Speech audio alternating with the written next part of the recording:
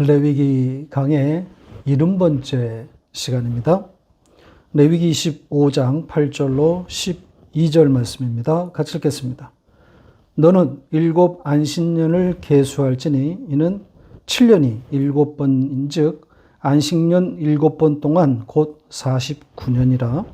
7째 달 열흘날은 속죄일이니 너는 뿔 나팔 소리를 내되 전국에서 뿔 나팔을 크게 불지며 너희는 50년째 해를 거룩하게 하여 그 땅에 있는 모든 주민을 위하여 자유를 공포하라. 이 해는 너희에게 희년이니 너희는 각각 자기의 소유지로 돌아가며 각각 자기의 가족에게로 돌아갈지며 그 50년째 해는 너희의 희년이니 너희는 파종하지 말며 스스로 난 것을 거두지 말며 가꾸지 아니한 포도를 거두지 말라. 이는 희년이니 너희에게 거룩함이니라. 너희는 밭의 소출을 먹으리라. 아멘. 오늘부터는 희년에 대한 이야기가 시작되는데요. 분량이 엄청 많습니다.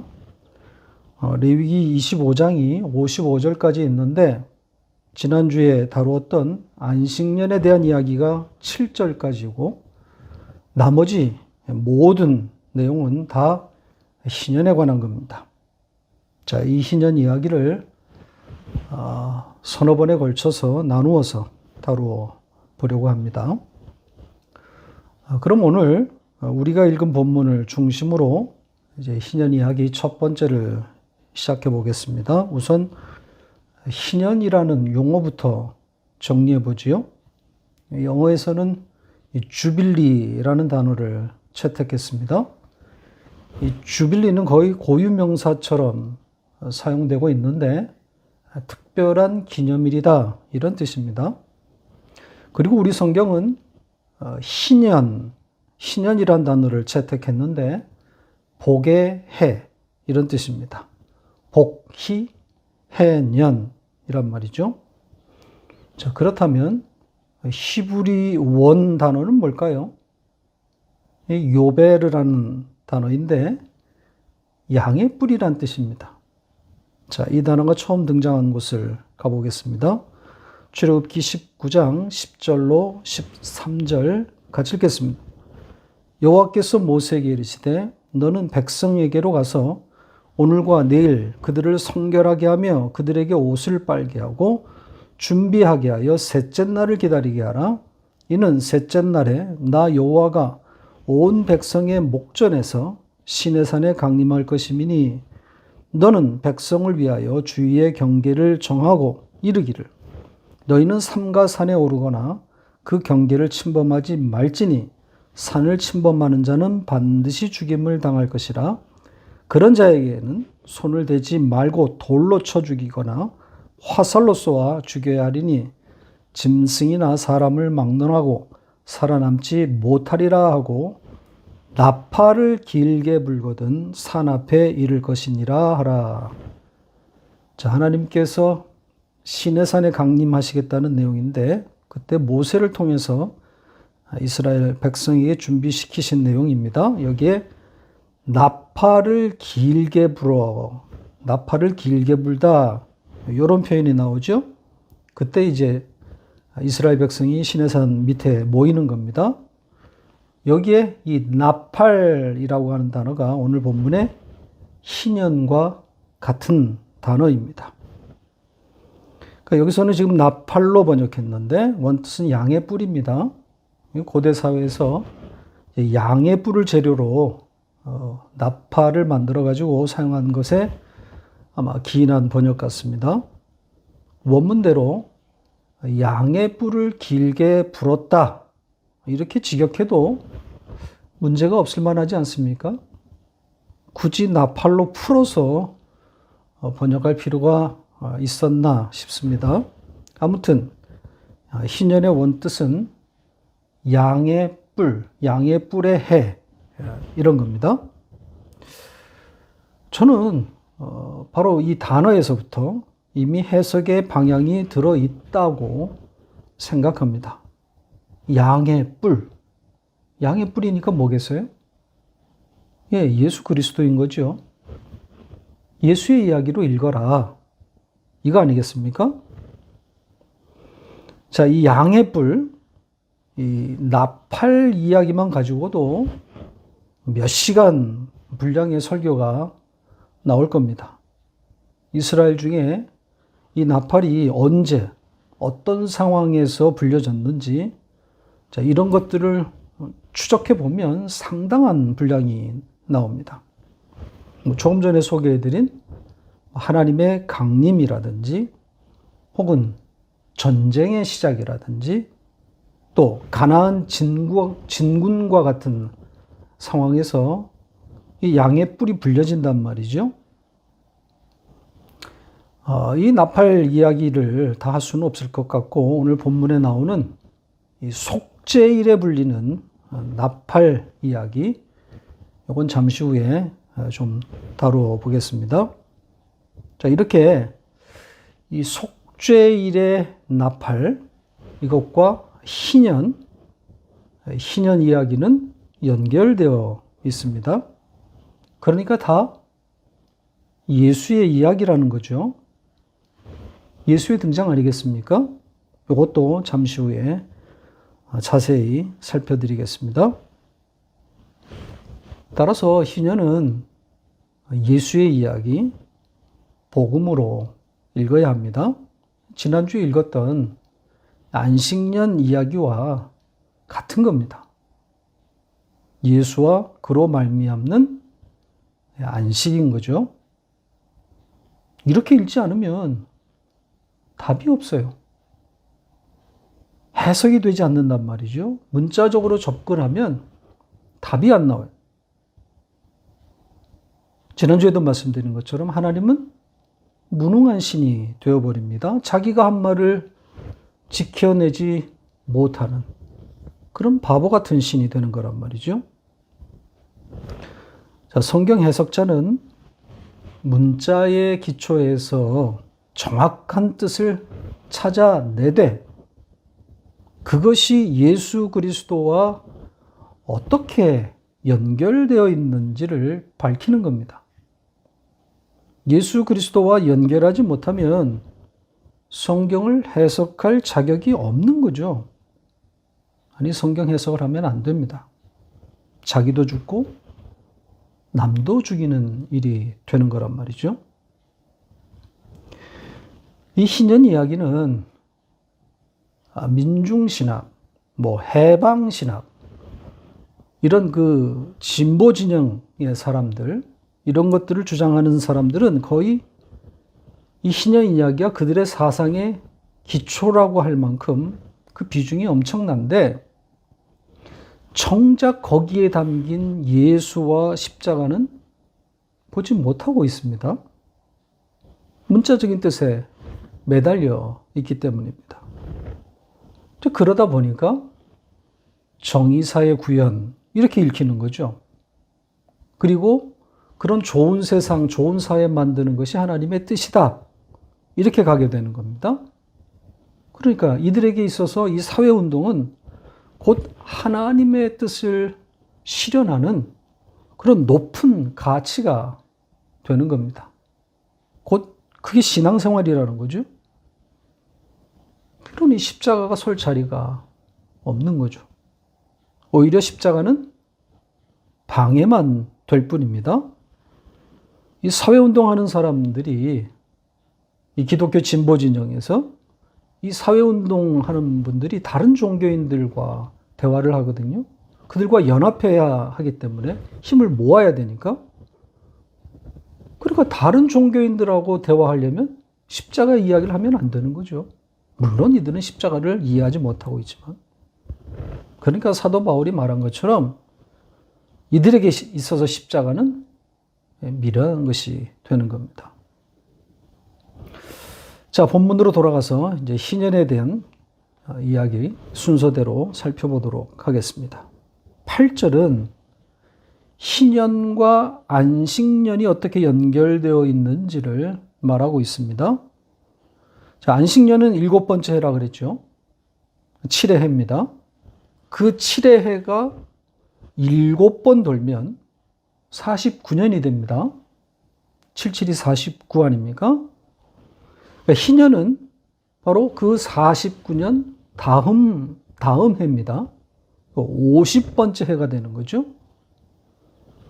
그러니까 49년째가 7번째 안식년이 되는 것이고 바로 그 안식년 다음 해가 희년입니다. 따라서 희년은 안식년이 아닌 거죠. 안식년 다음 해입니다. 그 안식년과 희년이 연달아 이렇게 붙어 있는 거예요. 이렇게 연이어서 안식년과 희년이 붙어 있는데 이 안식년과 마찬가지로 이 희년에도 땅을 일구지 말라 그럽니다. 그러면 땅이 2년 동안 쉬는 셈이 되는 거죠. 50년을 주기로 땅이 2년 쉬게 되는 겁니다. 그 문자적으로는 지켜내기 쉬운 일이 아닌 거죠. 자, 이 이야기도 설교 마지막 부분에서 잠깐 다루어드리겠습니다. 9절로 갑니다. 자, 여기서는 속죄일 이야기가 등장합니다. 8절에서는 안식년의 7번, 즉 49년째의 그 해, 이것이 언급된 후에 그 49번째 해의 속죄일이 지금 등장한 겁니다. 사실 이 속죄일 이야기는 문맥상 좀 뜨악합니다. 이 9절이 없다고 한번 가정해 볼까요? 그러면 오히려 자연스러워집니다. 8절과 10절이 자연스럽게 연결된단 말이죠. 49년을 이야기하고 50년째를 말하는 거니까 자연스럽단 말이죠. 9절의 이 속죄일 이야기를 뺐을 때가 오히려 더 깔끔해 보입니다. 이렇게 문맥이 매끄럽지 않음에도 이 9절, 이 속죄일 이야기가 등장했다는 것은 그만큼 그 속죄일 이야기가 중요하다는 거겠죠. 어떤 의미가 담겨 있는 거겠습니까? 이 속죄일로 다음 희년을 읽어라. 이거 아니겠습니까? 속죄일로 희년을 풀어라. 해석의 실마리를 제공하고 있습니다. 이 속죄일은 49년째 해에만 열리는 행사가 아닙니다. 매년 열리는 행사예요. 매년 7월 10일에 이스라엘의 속죄일. 그럼에도 마치 49년째만 속죄일이 있는 것처럼 그렇게 강조되어 있습니다. 속죄일이 뭡니까? 자, 이 속죄일에 대해서는 지난 레위기 23장 그 절기, 7절기 이야기할 때 그때 다룬 바 있습니다. 자세한 것은 그때 설교를 참고하시기 바랍니다. 속죄일, 속죄, 죄를 속한다는 거잖아요. 죄 없는 제물이 드려지므로 죄 있는 이스라엘이 그들의 죄로부터 해방되는 겁니다. 그 죄가 제거되는 거란 말입니다. 제사와 같은 의미인 거죠. 예수가 드려지는 겁니다. 십자가가 세워지는 거란 말이에요. 속죄일이 바로 이걸 고스란히 담고 있는 거예요.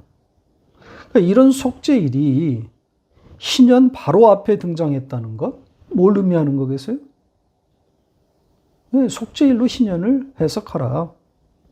속죄의 바탕 위에 희년이 세워진다는 것 아니겠습니까?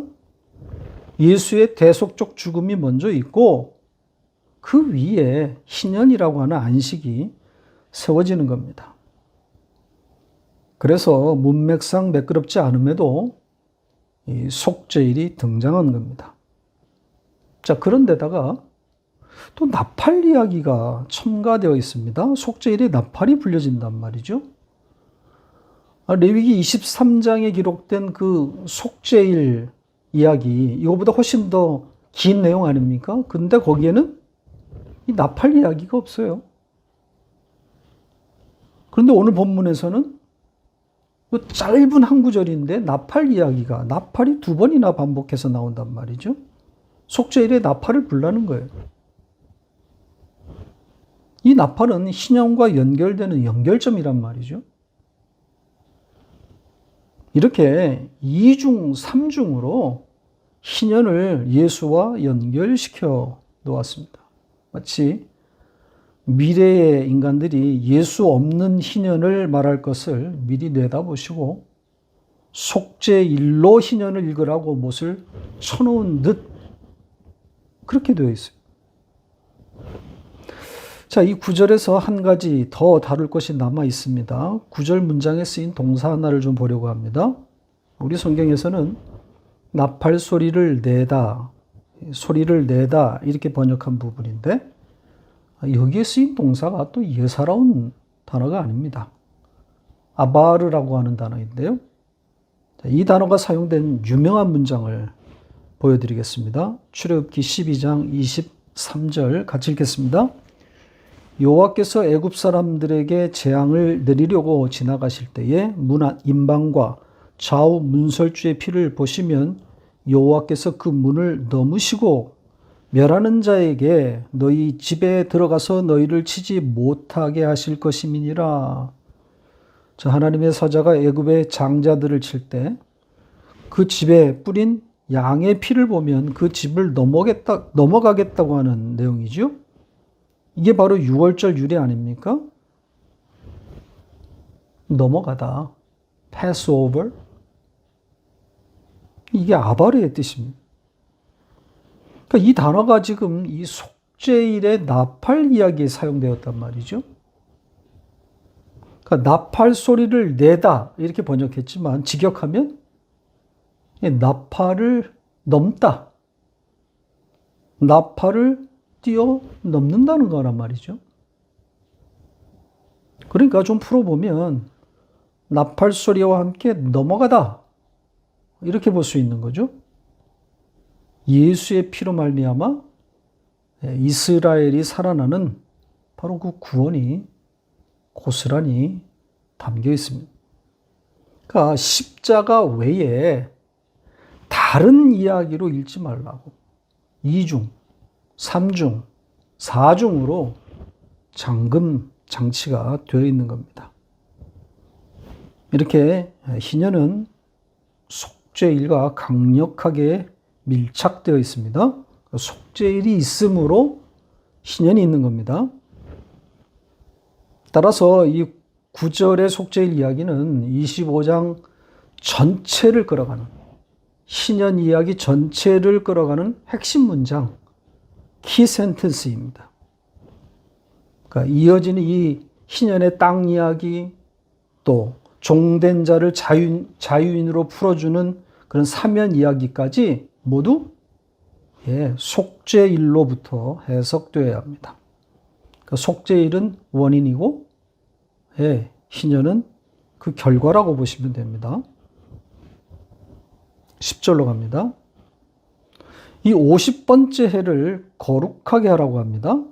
정확하게는 거룩하게 될 것이다. 거룩하게 하게 될 것이다. 하나님의 의지입니다. 그러니까 이 해가 거룩해질 것이다. 이렇게 말씀하신 거니까 시간을 구별하신 거죠. 그 50번째 해, 그 시간이 거룩하게 되는 겁니다. 그러니까 안식일과 마찬가지로 시간이 구별되는 거죠. 지난주에 살펴봤던 안식년은 그 시간이 거룩하게 되는 것이 아니라 땅이 거룩하게 되는 거라고 그랬습니다. 반면에 이 50번째 해는 그 시간이 거룩하게 됩니다. 그러면서 여기에 비로소 이제 희년이란 단어가 처음 등장하는데요. 요벨, 양의 뿔이란 단어를 그랬죠. 자, 이 문장에 이 해를 뜻하는 단어는 없습니다. 그냥 양의 뿔입니다. 그냥 용의 요벨, 양의 뿔. 이것은 너희를 위한 양의 뿔이다. 이렇게 되어 있습니다. 따라서 이 양의 뿔, 무엇을 상징하는 거겠어요? 당연히 우리를 위한 양의 뿔이니까, 우리를 살리는 뿔 아닙니까? 예수란 말이죠. 속죄물이신 예수를 담고 있는 겁니다. 그러면서 자유를 선포하라 그럽니다. 여기서도 명령문 아닙니다. 자유를 선포하게 될 것이다. 너희는 자유를 선포하게 될 것이다. 역시 하나님의 의지입니다. 그 땅에 자유가 선포될 것이라는 거죠. 그리고 그 땅에 선포되는 자유에 대해서 구체적인 내용이 이어지고 있습니다. 뭐라고 합니까? 자, 그 거룩한 해가 되면 자기의 소유지로 돌아갈 것이고 또 가족에게로 돌아갈 것이다. 이렇게 되어 있습니다. 자기의 소유지로 돌아간다는 것은 그 토지의 소유권이 회복된다는, 땅의 소유가 회복된다는 것이고, 가족에게로 돌아간다는 것은 종의 신분에서 자유인의 신분으로 회복된다는 그런 뜻이겠죠. 그러니까 소유와 신분의 회복입니다. 자, 이 소유의 회복과 신분의 회복 이야기는 다음 이어지는 문장들, 다음에 볼 내용들을 거기에 상당히 구체적으로 등장합니다. 그래서 구체적인 내용은 다음 시간에 다루도록 하겠습니다. 오늘은 여기서 말하고 있는 자유, 성경이 말하고 있는 자유가 무엇인지를 좀 이야기하려고 합니다. 자, 여기에 이 자유로 번역된 단어를 추적하는 것도 좀 흥미롭기는 한데, 그것보다는 이 단어가 담으려고 한 바로 그 상징을 말하는 것이 더 필요할 것 같습니다. 중요할 것 같습니다. 자유에 대해서 혹은 자유의 정의를 논하는 것, 이건 의미가 없다고 생각합니다. 왜냐하면 성경이 자유를 말한 것은 예수 그리스도로 말미암는 안식,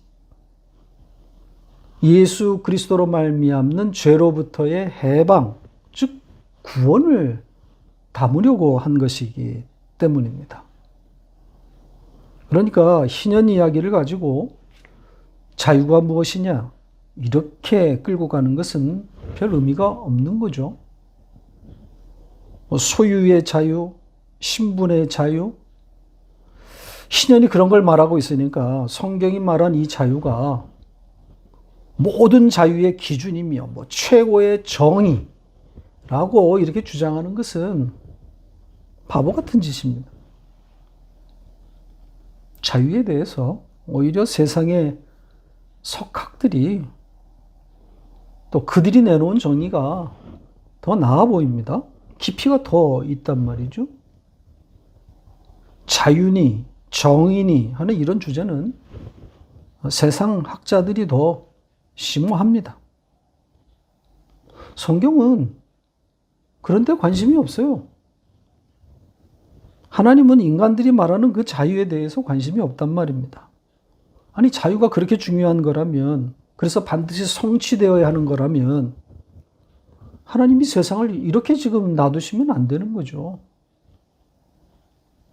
지금 지구상 어디에 그 석학들이 말하는 자유와 정의가 있습니까? 권력자들의 힘에 눌려서 그 힘의 논리에 맥도 못 추고 있단 말입니다. 그런데도 하나님은 개입하지 않아요. 내버려 두신단 말이죠. 왜요? 하나님은 그 자유에 대해서 그들이 말하는, 인간들이 그렇게 구현하고자 하는 그 자유 관심 없습니다. 선악과를 따먹은 인간들이 아무리 자유를 떠들어봐야, 혹은 진짜 자유를 하나님이 가르쳐 줘본들 그게 무슨 소용이 있겠습니까? 지켜내지도 못할 걸. 지금 이 희년, 이 50번째 해의 소유의 회복과 또 신분의 회복을 말씀하셨는데 그 말씀대로 정말 문자 그대로 이루어졌습니까? 이 말씀대로 이루어진 적이 있어요? 공허한 외침 아닙니까? 지금 문법적으로 이 문장을 보면 전부 미완료 문장들입니다. 그러니까 그렇게 하라가 아니라 그렇게 되어질 것이다. 그렇게 될 것이다입니다. 그러니까 문자적으로, 문법적으로는 하나님의 의지가 담긴 반드시 이루어질 필연이란 말이죠. 될 수도 있고 안 될 수도 있는 그게 아니라 반드시 이루어져야 될 것들입니다. 그게 문법적인, 문자적인 뜻이에요. 하나님의 의지가 담긴 문장들이기 때문입니다. 그런데 그렇게 되지 않았단 말입니다. 하나님의 의지가 담긴 말씀들인데 지켜지지 않았어요. 결과적으로 하나님의 책임이란 말이에요. 소유의 회복, 신분의 회복 그런 거 없습니다. 잠시 지켜지는 듯 하지만 그것조차도 결국은 껍데기뿐이란 말이죠. 결국은 다 역사의 뒤안길에 없어진 것들이에요. 이스라엘의 역사를 보면 알 수 있지 않습니까? 지키는 것처럼 보이지만 이내 꼼수가 등장하고 결국은 다 버린단 말입니다. 하나님이 이걸 모르시겠어요? 전능한 하나님이? 전지한 하나님이? 하나님이 인간에게 정말 이런 걸 기대하셨다면 선악과를 먹이면 안 되죠. 선악과를 먹은 이상 인간은 아무것도 지켜내지 못합니다. 따라서 여기서 말하는 자유, 이 소유의 회복과 신분의 회복, 이거 어떻게 읽어야 되겠습니까? 문자적이 아니라 상징인 거죠. 예수로 말미암는 그 자유, 그 안식, 그 평안입니다. 반드시 이루어지는 유효한 부르심인 거죠. 그러니까 성경이 말하는 하나님이 주시겠다고 하는 이 자유, 이거는 안식입니다. 안식과 같은 개념, 평안이고 평화입니다. 그러니까 문자적인 소유와 신분의 회복이 아니란 말이죠. 예수를 믿어도 소유의 회복 일어나지 않을 수 있어요. 아무리 예수의 이름으로 기도해도 신분의 회복 안 일어납니다. 그건 예수를 믿는 것과 아무 관계가 없어요. 예수를 믿는다는 것은 그런 회복이 아니라 죄로부터의 해방이고, 그래서 하늘을 살게 되는 저 너머의 안식, 바로 평화란 말입니다. 그래서 주님과 같은 말을 하는 호몰로기아, 그 하늘을 사는 거란 말이죠. 이 소유와 신분, 이 세상을 살아가는데 참으로 큰 문제이기는 한데 거기서 벗어나는 것이, 혹은 거기서 벗어날 수 있는 것이 성경이 우리에게 가르쳐 주려고 한 자유는 아닙니다.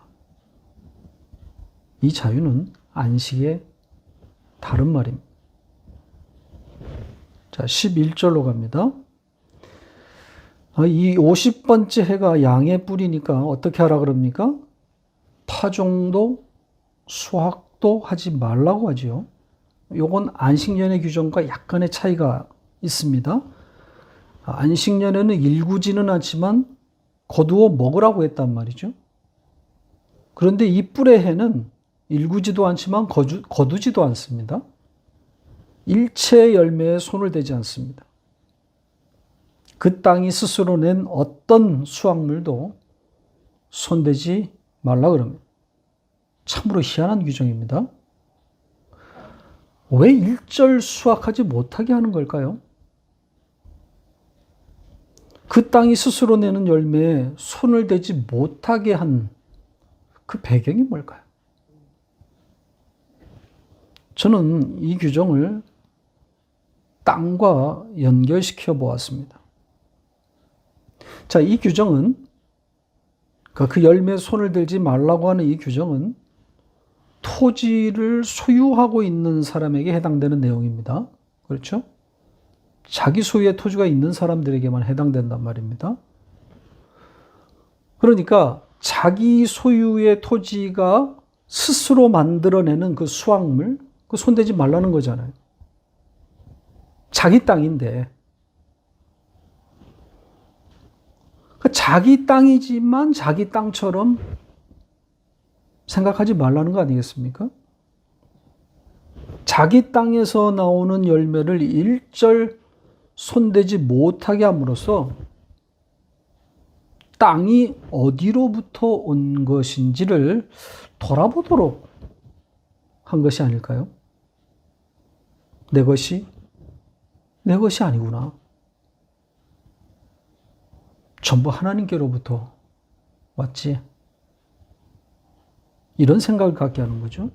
처음 자리를 보게 하는 겁니다. 내 땅의 열매인데도 하나도 따지 못하고 바라만 보면서 그 땅의 진짜 소유권자를 바라보게 하는 겁니다. 가난함이 되는 거죠. 자기의 시작을 보게 되는 겁니다. 자, 그렇다면 12절의 이야기는 또 뭘까요? 12절은 또 전혀 다른 이야기를 하고 있습니다. 한번 다시 읽어볼까요? 같이 읽겠습니다. 이는 희년이니 너희에게 거룩함이니라. 너희는 밭의 소출을 먹으리라. 어떻습니까? 여기서는 또 먹으라고 하지 않습니까? 11절과 충돌하는 내용입니다. 그러면 먹으라는 겁니까? 먹지 말라는 겁니까? 앞에서는 1절 열매에 손을 대지 말라고 했는데 여기서는 또 소출을 먹을 것이라고 한단 말이죠. 이 충돌을 어떻게 풀 수 있을까요? 제 생각에는 이 거룩한 그 50번째의 해의 소출, 그 뿔의 해의 소출은 먹지 말라는 것이고, 먹으라고 한 그 밭의 소출은 그 땅이, 같은 그 땅이 이전에 생산한 이전 묵은 열매를 가리키는 것이 아닌가, 그렇게 봅니다. 그러니까 그 50번째의 그 수확되는, 나오는 그 열매는 손댈 수 없지만 이전에 생산된, 같은 땅에서 이전에 생산된 그 소출을 먹으라는 것으로 그렇게 볼 수 있습니다. 자, 이런 그 상관관계를 설명하는 내용이 바로 이어진 그런 내용에 등장합니다. 다음 주에 볼 내용인데, 이 안식년이나 희년에 수확하지 않지만 이스라엘이 굶지 않을 수 있는 것은 그 해 오기 전에, 그 전해, 그때 수확을 넉넉하게 해서 3년을 먹게 해줄 것이다. 이런 내용이 등장한단 말이죠. 그러니까 햇과일이나 햇소출을 먹을 수는 없지만 묵은 것을 가지고 그 1년을 버틸 수 있다는 겁니다. 자, 아무튼 이런 복잡한 규정들이 결국 담고 있는 의미가 뭐겠습니까? 내 백성은 내가 먹이겠다. 하나님의 백성은 하나님이 주시는 것을 받아 먹고 사는 자들이다. 그리고 그게 안식이다. 그 하나님이 주시는 것을 먹는 것이 안식이며 평안이다. 그리고 그 땅의 풍성함, 이건 지난주에도 말씀을 드린 겁니다. 그 하나님이 주신 그 땅이 내어놓는 풍성함, 이 모든 것은 결국 하나님이 우리에게 주시는 그 안식의 특성을 담고 있는 거죠. 풍성한 안식, 완벽한 안식. 예수 그리스도로 말미암는 안식을 담고 있는 겁니다. 말씀을 맺겠습니다. 신앙생활은 양육이라고 그랬습니다. 받아 먹는 거죠. 예수를 받아 먹는 겁니다. 왜 예수가 필요한지, 왜 십자가가 아니면 안 되는지를 배우는 겁니다. 그렇게 예수를 받아 먹을 때, 바로 그때, 바로 그 자리, 거기가 안식인 거죠. 예수와 더불어 먹고 마시게 될 때가 안식인 겁니다. 하나님의 백성은 이 예수를 받아 먹을 때 배부른 겁니다. 다른 것으로는 채워지지 않아요. 엉뚱한 것에 기웃거리지 마시고 이 예수 앞에 나오세요. 이 예수를 받아 먹으십시오. 이 양의 뿔은 여러분을 위한 겁니다.